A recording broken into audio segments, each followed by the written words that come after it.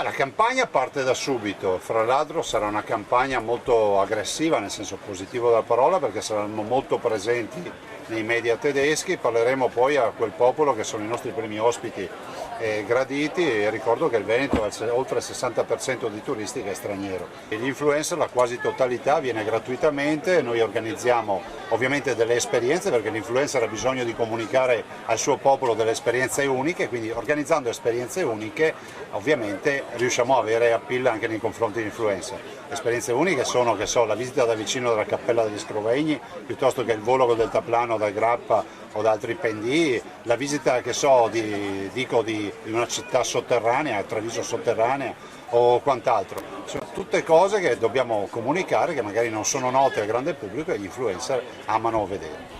E sul video della regione Calabria il governatore replica duramente. E penso che è un video che è poco unitario, è un video che pone una questione che ho già posto, che è quella del sud contro il nord, perché ormai è serpeggiante e la si respira, non voglio generalizzare, ma è un brutto segnale, un bruttissimo segnale.